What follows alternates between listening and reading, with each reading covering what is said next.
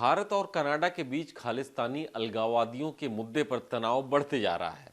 भारतीय अधिकारी लंबे समय से कनाडा पर सिख अलगाववादियों के साथ नरम रुख रखने का आरोप लगाते रहे हैं, खासकर टोरंटो और वैंकूवर के आसपास के जिलों में जहां सिख एक राजनीतिक ताकत के रूप में उभरे हैं। कनाडा में भारतीय सिख समुदाय की संख्या बहुत ज्यादा हो चुकी है, जो वहां की सरकार तय कर रही है। कनाडा के पीएम जस्टिन ट्रूडो की सरकार को कथित तौर पर खालिस्तान समर्थक जगमीत धारीवाल की पार्टी का सपोर्ट भी हासिल है। कई मौकों पर यह देखा गया है कनाडा की सरकार सिख अलगाववादियों के प्रति सहानुभूति रखती है। जब 2018 में जस्टिन ट्रूडो ने भारत का दौरा किया था, तब उन्होंने भारतीय पोशाक पहनी थी। इसे भारतीय कनाडाई नागरिकों के वोट हासिल करने के राजनीतिक प्रयास के तौर पर भी देखा गया था। इंडो कनाडा रिश्ते समय समय पर अच्छे और बुरे वक्त से गुजरते रहे हैं, लेकिन मोदी सरकार ने खालिस्तानी अलगाववादियों के मुद्दे पर कनाडा के रुख का जो विरोध दिखाया है, वो इससे पहले कभी नहीं देखा गया। अब आप सोच रहे होंगे कि भारत और कनाडा के रिश्तों में खालिस्तान का क्या रोल है, क्यों कनाडा भारत के विरोध पर अलग रास्ते पर चल रहा है। मेरा नाम है अभिषेक पांडे और आप देख रहे हैं डेली लाइन।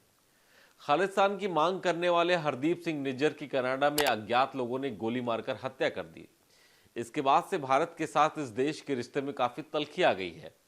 हरदीप सिंह निज्जर की हत्या के बाद से भारत और कनाडा के बीच में आरोप प्रत्यारोप का दौर चल ही रहा था कि 20 सितंबर 2023 की रात को गैंगस्टर सुखदूल सिंह उर्फ सुक्खा दुनके की कनाडा में गोली मारकर हत्या कर दी गई। इन दोनों पर ही भारतीय एजेंसियों की नजर थी, क्योंकि इनके खिलाफ भारत विरोध के पुख्ता सबूत मिले थे। निज्जर की हत्या के बाद कनाडा के पीएम ट्रूडो ने संसद में अपने एक बयान में कहा कि कनाडाई नागरिक हरदीप सिंह निज्जर की हत्या के पीछे भारतीय एजेंसियों का हाथ है, और उन्होंने आगे भी आशंका जताई कि भारतीय एजेंसियां कनाडा की जमीन पर अपना काम करेंगी। इसके बाद मामला और बिगड़ा। भारत ने इन आरोपों का कड़ा विरोध जताया। कनाडा ने भारतीय डिप्लोमेट को निष्कासित किया, तो भारत ने भी कनाडा के एक डिप्लोमेट को वापस जाने को कह दिया। अब कनाडा द्वारा इस मामले को इतना दबाव बनाने की वजह क्या है? क्यों कनाडा इस मामले को लेकर के अंतर्राष्ट्रीय समुदाय के पास जा रहा है? ये भी बताएंगे कि भारत से कनाडा के रिश्ते कब कब खराब रहे हैं और कब कब कैसे रहे हैं। हाल के वर्षों में भारत कनाडा संबंध तनावपूर्ण रहे हैं। हालांकि ये आज से नहीं बल्कि बीते कुछ दशकों से है जब ये रिश्ता बिगड़ा है। शुरुआत तब हुई जब कनाडा स्थित खालिस्तानी अलगाववादी समूह द्वारा 1985 में एयर इंडिया विमान पर बम विस्फोट किया गया था। सालों पहले एयर इंडिया के इस धमाके की जांच अब तक नतीजे पर नहीं पहुंच सकी है। साल 2015 में जस्टिन ट्रूडो के कनाडा के प्रधानमंत्री बनने के बाद दोनों देशों के संबंधों में रिश्ते और ठंडे पड़ गए, साथ ही साथ बिगड़ते चले गए और फिलहाल सबसे निचले स्तर पर पहुंच गए हैं। भारत सरकार मानती है कि कनाडा की सरकार कनाडा में खालिस्तानी समर्थकों के प्रति नरम रुख रखती है और भारतीय हितों के खिलाफ काम कर रही है। कनाडा को यह बात भी चुभती रही है कि भारत उसके आंतरिक मामले में दखल देने की कोशिश कर रहा है।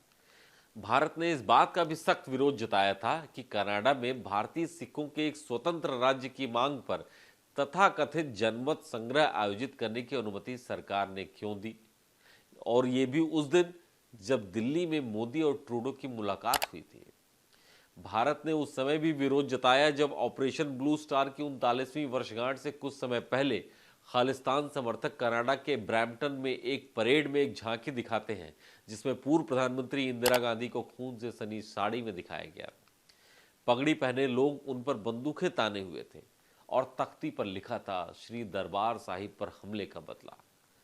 कुछ लोग ये भी मानते हैं कि वोट बैंक के खातिर कनाडा के पीएम ट्रूडो की लिबरल पार्टी कनाडाई सिखों और कनाडाई सिख राजनेता जगमीत सिंह की न्यू डेमोक्रेटिक पार्टी के समर्थन पर ही निर्भर है। राजनैतिक विश्लेषकों का मानना है कि ट्रूडो की सरकार की बैसाखी खालिस्तानी अलगाववादी नेता हैं जो कनाडा में शरण लिए हुए हैं। इनमें से कुछ भारतीय जांच एजेंसियों के लिए वांटेड भी हैं। कनाडा इनको भारत से बचाने के लिए अभिव्यक्ति की आज़ादी की बातें कर रहा है।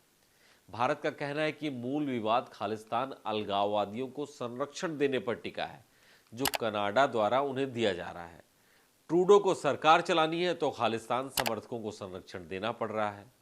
कनाडा में सिखों की संख्या वहां की कुल आबादी की 2% हो चुकी है, जो अब वहां पर सरकार बनाने में अपनी हिस्सेदारी देख रही है। इनमें से एक बड़ी संख्या वो है जो खालिस्तान की मांग कर रहे हैं। खालिस्तान क्या है, अब ये भी समझ लीजिए। भारत में सिखों के लिए एक अलग लैंड या एक अलग राज्य की मांग खालिस्तान आंदोलन से जुड़ी है। साल 1980 के दशक में यह अलगाववादी आंदोलन हिंसक हो गया था। 1984 में तब बवाल भी हुआ था, और जब भारतीय सेना ने अमृतसर के स्वर्ण मंदिर में प्रवेश किया और वहां जाकर खालिस्तानी लीडर को मार दिया था। कनाडा इन्हीं सारे मुद्दों को लेकर के, इन्हीं बातों को लेकर और इन्हीं खालिस्तानी लीडर्स के दबाव में भारत के सामने नई शर्तें रख रहा है। लेकिन भारत भी कनाडा के किसी भी दबाव में नहीं है, और अंतर्राष्ट्रीय समुदाय में भी ये बात साफ हो गई है कि कनाडा किसके दबाव में भारत विरोधी लोगों के साथ खड़ा हो गया है। हमारा ये वीडियो कैसा लगा हमारे कमेंट सेक्शन में जाकर के ज़रूर बताएं। हमारे चैनल का नाम है डेली लाइन। हमें फेसबुक पर भी आप फॉलो कर सकते हैं।